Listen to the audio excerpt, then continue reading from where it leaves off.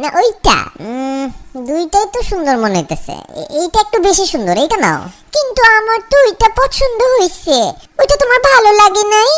বাবু একটু কাজ করতেছি বাবু, সারাদিন কাজ করছি, এখনো কাজ করতেছি। আমার মাথায় তো কাজ নিয়ে একটা টেনশনের মধ্যে থাকে না, দেখতেছো না? তোমার যেটা ভালো লাগে সেটা নাও, জিজ্ঞেস করছো বলে দিছি। কিন্তু তুমি যেটা বলছো ওইটার তো দাম বেশি, আর আমি যেটা পছন্দ করতেছি এটা ওইটার থেকে একটু কম দাম। আরে বাবা যত দামই হোক নাও না বাবু, ভালো লাগলেই নাও, দাম দিয়ে কি, যেটা ভালো লাগে ওইটা নাও। বলো না কোনটা নিবো, এমন করো কেন? এই তোমার সমস্যাটা কি?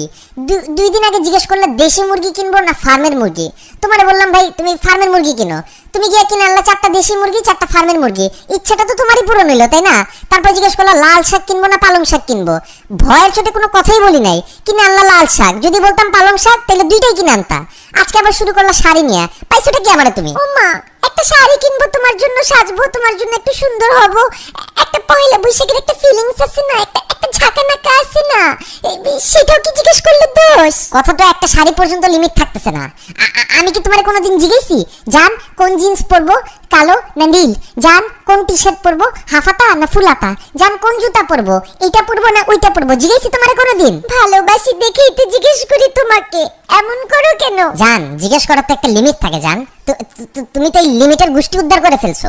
আমি তো ফোন কিনছিলাম কাজের জন্য, কিন্তু আমার মোবাইলটারে তুমি একটা দোকান বানাই দিছো। কোনোদিন যদি আমার ফোন চেক করো মনে করবা অন্য মেয়েরা পিক পাঠাইছে, ওইটা নিয়েও একটা গ্যাঞ্জাম শুরু করবা। এটা কে পাঠাইছে, এটা কবে পাঠাইছে, না আমি তো পাঠাই নাই। এত পিক পাঠাইছো তোমার নিজেরও তো মনে থাকবে না কোন পিক তুমি দিছো। আমার লাইফটারে তো একটা দোকান বাজার বানাই দিতেছো তুমি। এত সিম্পল একটা ব্যাপারকে এত বড় করতেছো তুমি। 2টা শাড়ির কথাই তো জিজ্ঞেস করছি। তোমার কাছে সিম্পল লাগতে পারে জান, আমার কাছে তো সিম্পল লাগতেছে না। তোমার কাছে 2টা শাড়ি, আমার কাছে তো 2 কোটি শাড়ির সমান লাগতেছে। বলতেছি এটা কেন, তুমি বলতেছো ওইটা কেন না। তখন যখন বলি ওইটা কেন, তুমি বলতেছো এইটা কেন না। মানে শাড়ির মধ্যে তো হাজার ধরন দেখো তুমি একটা শাড়ির মধ্যে। তোমাদের মেয়েদের মতন তো এত নিখুঁত চোখ আল্লাহ আমাকে দেয় নাই। তোমার কারণে প্রতিদিন একটা আতঙ্কে আমি বাস করতেছি। এমনি বলতেছো কে?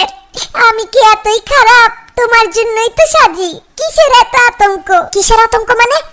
পয়লা বৈশাখ কেবল যাইতেছে, রমজান শুরু হবে, এরপর আসবে ঈদ। আমি যদি আজকে পরকিয়া করতাম এত আতঙ্কে থাকতাম না যতটা তোমার প্রশ্নের আতঙ্কে থাকতো আমার। প্রত্যেক দিন একটা নতুন আতঙ্ক নিয়ে আসো। তোমার পায়ে পড়ি যান, তোমার যেই শাড়ি পছন্দ সেই শাড়ি কিনো।